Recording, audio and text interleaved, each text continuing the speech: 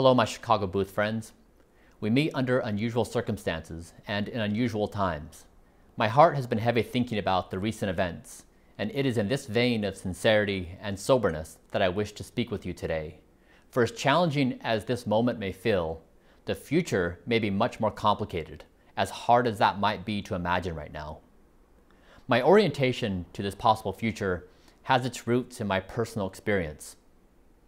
In 2014, I sold my company Braintree and Venmo, a business that I started while attending Chicago Booth. It was a life-altering moment, but reality-changing because in tandem, I left my lifelong religion, ended a 13-year marriage, and started to emerge from a decade of deep chronic depression. 4 seismic shifts all at once. Even if I could have foreseen these events a few years in advance, even if they felt inevitable, the unseeable intersecting nature of these forces created an emergent reality that I did not imagine. In what felt like a big bang of my personal universe, questions about my role in society began expanding out at light speed. In a divorced household, how can I be a good father? Without a religion that gave me all the answers, what is reality? How can I even begin approaching questions around what to do, how to feel, and what to care about? How do I think about and use my now unimaginable wealth after being poor my entire life? Also on my mind was not just what roles to play, but what does it mean to be human? I worked through these and other questions for years. Above all, there was one question that became a permanent fixture of my mind. What single thing can I do to maximally increase the probability that the human race can survive itself and thrive beyond what we can imagine? That question felt germane to me because after years of carefully surveying the future, I wondered, are we prepared? What gave me pause is that a number of society-scale seismic shifts were fast approaching, and they were all going to happen at the same time, a phenomena I had learned about personally. We are getting a taste of that right now. Large-scale social unrest, on top of a pandemic, on top of a faltering economy, on top of a dysfunctional government. In addition to what we are dealing with now, already coming our way at full speed are climate change and labor automation, on top of deep fractures of societal trust. But there's even more. The well-intentioned efforts to address the world's ills through new legislation, protests, social media outrage, a new political movement, etc., which do represent some of our best modern change-making tools, seem akin to bringing a spray bottle to take on a house fire. As much as I hope to be wrong, it's possible that now is actually the calm before the storm. The challenge is that for the first time in human history, the pace of change has made it nearly impossible to reasonably predict even the broad strokes of the future during one's lifetime. By preparing not for any particular outcome, but rather for this unpredictability and rapid change itself, we can increase the odds of surviving ourselves and thriving. In order to maximize our chances of future success, we need to become future literate. A few years ago, I was in the Middle East with a gentleman who was explaining his country's 2030 goals. I was intrigued how he thought he could plan 13 years out with the world changing as fast as it is. So I asked him to play a game with me. Imagine we wanted to get a robot to move from where we were standing to a sand dune just over the horizon. How would we do that? The first option would be to topographically map the area and then program the robot to take the optimal path. The problem with this plan is that the moment the robot begins, the dune patterns shift, leaving the robot stuck in the sand. The alternative is to give robot abilities that enable it to adapt to the shifting terrain in real time, no matter the change. This is future literacy. As you and I fast walk into the future, how might we equip ourselves to be adaptable to the shifting sands? I use several mental frameworks in my personal efforts to try and become more future literate, helping me navigate the shifting sands. First, where is the zero? I remind myself every day that the concept of zero had to be discovered, one of history's most important discoveries, enabling our modern society, was sitting in front of people for millennia, unnoticed. It was hidden behind religion, habit, and an inability to see past our five senses into our blind spots. There are more zeros to be found, hiding. Where are they, and who will find them? Number two is what I don't know is more interesting than what I think I know. Three, I am ridiculous. My cognition is riddled with 188 scientifically proven cognitive biases that are invisible to me and currently impossible to fix. I am irrational, illogical, hypercritical, and find most pleasant the information that best conforms to my worldview. Worst of all, despite these admissions, I believe everyone else's reality is more distorted than mine. The most valuable lesson Chicago Booth taught me was how to understand the world through numbers. My religion's reality was all qualitative, just as our minds are a black box to us today.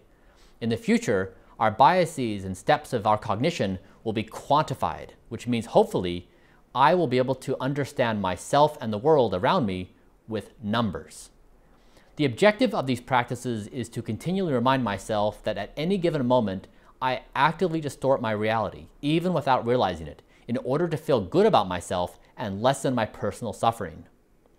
I wish that collectively, as a society and species, we could engage in a similar contemplation to try and peer behind the curtain of our largely invisible cognition.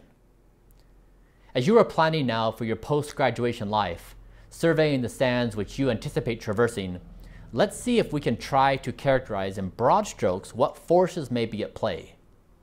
An easy one to see, for example, is that the world is restructuring itself around the new realities brought about by coronavirus. Others that are possibly more difficult to see, yet likely more consequential. We are becoming increasingly capable of engineering atoms, molecules, organisms, and computational intelligence. These are powers that were formerly attributed to the gods. When you can engineer the fundamental physical and digital elements that constitute our reality, new unexpected possibilities emerge. Number two, we are moving beyond the individual. The individual is currently afforded the inalienable right in society. Increasingly, however, we will embrace algorithms in every facet of our lives because they will help us better achieve the things that we care about. But whose algorithms and whose goals? In this mesh of engineered intelligence, it will become increasingly difficult to distinguish between myself and technology, and between you and me. It is possible that while this might initially sound scary, we may in time feel enormous relief as we become unburdened from the loneliness of dealing with the unruly nature of our individual selves. Changes of this sort will feel like a big bang of our shared universe. Questions about our identity, aspirations, and purpose will begin expanding out at light speed. These emergent forces are unquestionably complex and raise countless thorny issues. If only the solution was just to put our heads in the sand. Yet 4 billion years of data on evolution demonstrates that a biological species survives and thrives according to its rate of adaptation. Given the complexity of this all, we might be inclined to imagine that our solutions need to be of similar complexity. However, the opposite could also be true. Our path of adaptability may lie in a few simple rules. Flocks of birds and schools of fish self-organize into sophisticated emergent patterns using only a few simple rules. Flying insects and AlphaGo use similar simple rules to find their way to food or their computational searches for which moves to make next. From extremely simple rules, miraculous, robust behaviors and systems can emerge. We can use our own simple set of rules to guide our cognitive scaffolding and uplevel our cognition to complexities never seen before. Let me put it a different way. The future is the most unknowable adversary we've ever faced. We must prepare ourselves to handle it, systematically, algorithmically. The mammalian mind is an adaptable mind. It learns from its past and models the future, but it is full of quirks and biases. It can do better. You, more than any other graduating class, will have to. So what are your simple rules? How will you keep yourself fresh every single day, ready to journey regardless of what the winds have done?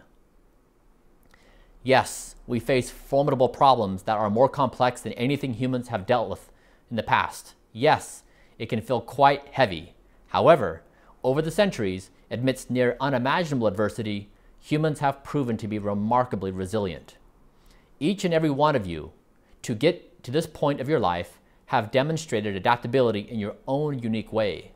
As graduates of this remarkable school, you are equipped with knowledge, skills, friends, and colleagues, which will empower and accelerate your journey to accomplishing great things. As the future brings us change with ever-increasing speed and unpredictability, it also carries opportunity. What role will you play, and how will you prepare yourself for it? You can be a zero detective at any stage of your life. As you look around and consider your next steps, ask yourself, am I thinking on the right scale? Where are my blind spots? In 2014, I personally came to the conclusion that we need a cognitive revolution, a reimagination of what it means to be human. So I founded a neuroscience company. I also came to believe that we must rethink how we scaffold societal progress at the atomic and molecular scale. So I started a venture fund for that objective. Don't let other people set the rules for you. Play only the games you want to play. And on that note, I leave you with this. Fortune favors the prepared mind, Louis Pasteur once remarked. You have been prepared. As you step out into the world, fortune will favor the adaptable mind. Chicago Booth graduates of 2020, good luck. May adaptability be with you.